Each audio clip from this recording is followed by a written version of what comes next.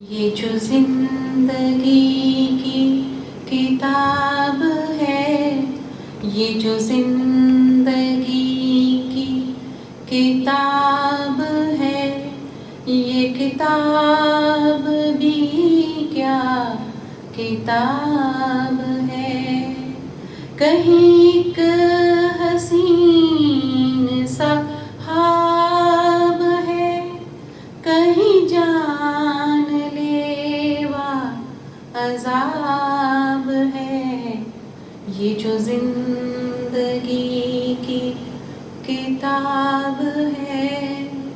ہاں جی، یہ جو زندگی کی کتاب ہے، یہ واقعی بہت عجیب کتاب ہے۔ سم ٹائم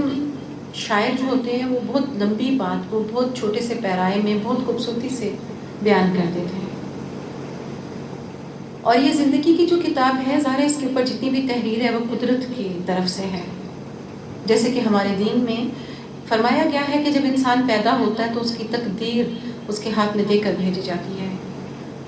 اب یہ مالک کی مرضی ہے نا کہ وہ کس کو کہاں رکھتا ہے،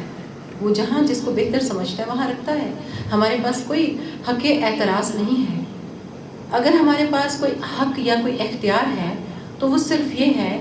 کہ اگر اللہ پاک نے اپنے حبیب کریم صلی اللہ علیہ وآلہ وسلم کے صدقے، میرے مولا حسین علیہ السلام کے صدقے، میری پاک بیوی سلام علیہ کے صدقے، اگر تو ہماری زندگی کو حسین خواب جیسا رکھا ہے۔ حالانکہ یہاں بھی کنڈیشن ہے، یعنی بہت سارے لوگوں کو، جن لوگوں کی زندگی ایک حسین خواب لگ رہی ہوتی ہے، وہ جو بسر کر رہے ہوتے ہیں انہیں معلوم ہوتا ہے کہ اس حسین خواب میں کتنے حصے ایسے ہیں، کتنے کونے ایسے ہیں کہ جہاں پر ان کی بھی نیندیں اڑی رہتی ہیں، وہ بھی پریشان ہوتے ہیں، ان کے بھی مسائل ہوتے ہیں۔ جسٹ مسائل کی نوعیت الگ الگ ہوتی ہے، ادروائز دنیا میں کوئی شخص ایسا نہیں ہے، ایسا نہیں ہو سکتا کہ جس کی اپنے لائف کے چیلنجز نہ ہوں۔ بیسیکلی لائف خود ہی ایک چیلنج ہے، اور ہر ایک کے چیلنجز بس ڈفرینٹ ہوتے ہیں۔ ہاں، اور کچھ لوگوں کے بہرحال چیلنجز جو ہیں وہ کافی ٹف ہوتے ہیں، کافی مشکل ہوتے ہیں۔ ہمارے اختیار میں یہ ہے اور ہمارے پاس حق یہ ہے کہ اگر تو ہم حسین خواب جیسے زندگی گزار رہے ہیں تو پھر ہم ان لوگوں کو یاد رکھیں اپنے روزمرہ زندگی میں جن کے لیے زندگی ایک جان لیوا عذاب ہے۔ جیسے کہ آج کل سیلاب زدگان ہیں، میں نے اپنی آنکھوں سے دیکھا ہے کہ وہ لوگ کس طرح، ان میں سے بہت زیادہ تعداد ایسے لوگوں کی ہے جو روڈز کے اوپر بیٹھے ہیں۔ انہوں نے کبھی ایسا سوچا تو نہیں ہوگا، ہم میں سے کسی نے بھی کبھی ایسا کچھ نہیں سوچا ہوتا جو کہ ناخوشگواریت کا احساس جس کے اندر ہو، وہ ہماری سوچوں میں نہیں ہوتا۔ جیسے وہ کہتے ہیں نا، انسان کتنا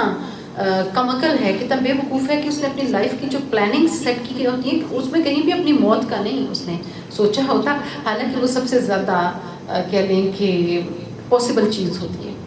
مگر اس کے بارے میں لوگ پلاننگ کرتے ہوئے سوچتے نہیں ہیں کہ آنے والے وقت میں یہ پلان میں کر رہا ہوں یا میں کر رہی ہوں، اور اگر اس وقت میں نہ ہوا یا میں نہ ہوئی تو یہ کیسے چیزیں چلیں گی۔ یہ سوچنا ایک مومن کا کام ہے، جو اسلام کو صرف قبول نہیں کرتا، جو کلمہ طیبہ کو صرف قبول نہیں کرتا، اس پر ایمان رکھتا ہے۔ ایمان رکھنا اور قبول کرنا، ایمان لانا، یہ ڈفرینٹ چیزیں ہیں۔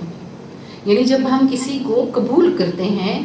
تو پھر ہمیں اس کا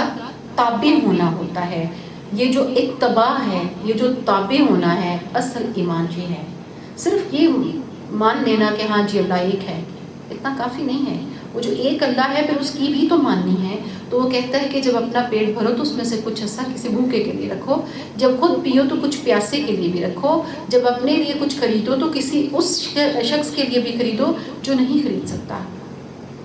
اور یہ بھی یاد رکھیے، یہ بہانے ہوتے ہیں بہت سارے لوگوں کے کہ ہم تو اپنا مشکل سے کر رہے ہیں۔ ٹھیک ہے، لائف اتنی ہی ٹف ہوتی جا رہی ہے ڈے بائی ڈے کہ ہر کوئی اپنی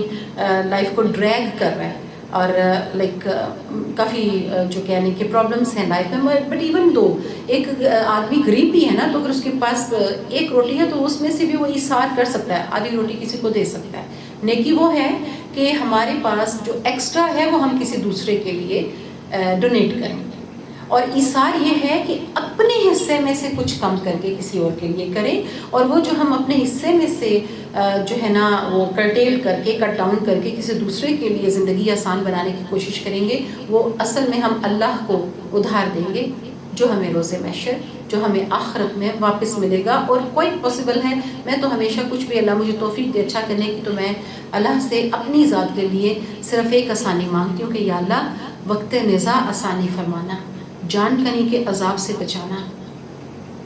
اس وقت نہ مشکل میں ڈالنا، اور اس وقت میرے آقا کریم صلی اللہ علیہ وآلہ وسلم کی شفاعت نصیب فرمانا، اور قبر میں اپنے پاک ہستیوں کی شفاعت عطا فرمانا، اور روز آخرت۔ باقی ٹھیک ہے، تقدیر میں جو ہے سو ہے، تو پلیز بہت سارے لوگ کر رہے ہیں، ڈونیشنز دے رہے ہیں، کام کر رہے ہیں، مگر اگر جن لوگوں کے کو اللہ پاک نے وسائل دیے ہوئے ہیں تو آؤٹنگ کے لیے بھی تو جاتے ہیں نا، مری جا رہے ہیں، فلاں جگہ ناران جا رہے ہیں، کاغان جا رہے ہیں، تو کیوں نہ اللہ کے جو مصیبت زدہ لوگ ہیں سب، وہ بھی تو ہمارے جیسے انسان ہیں، ہم میں کون سے سرخاب کے پر لگے ہوئے ہیں؟ اگر ہم بہتر زندگی گزارے ہیں، یہ کسی نہ کسی کے صدقے میں ہے، اور وہاں ٹریول کریں، اپنے ہاتھوں سے جا کے چل کے جائیں۔ اگر عیاشی کے لیے، آؤٹنگ کے لیے، چل کرنے کے لیے قرضے بھی لیے جا سکتے ہیں اور اپنی سیونگ بھی ساری خرچ کی جا سکتی ہے، تو ایسا کیوں نہیں ہو سکتا کہ ہم وہاں خود چل کر جائیں اور جتنے بھی لوگوں کی کر سکے مدد؟ ظاہری بات ہے پورن تو اللہ کی ذات کر سکتی ہے اور کوئی نہیں کر سکتا، مگر ہم چند لوگوں کی تو ڈھارس بندھا سکتے ہیں۔ ہم اللہ کے بندوں کے بجھے ہوئے چند چہرے جو حالات کی وجہ سے ہیں، آزمائش میں ہیں، ہم ان کے چہروں پہ مسکراہٹ بکھیر سکتے ہیں۔ یقین مانیں، میرا یقین مانیں، جب کوئی تھکا ہوا انسان کا چہرہ، غم زدہ چہرہ، جب کوئی معصوم بچہ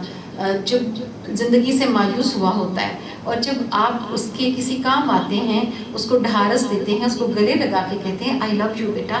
یقین مانیں قدرت بھی اس وقت آپ کو محبت سے دیکھتی ہے۔ وما علینا الا البلاغ المبین۔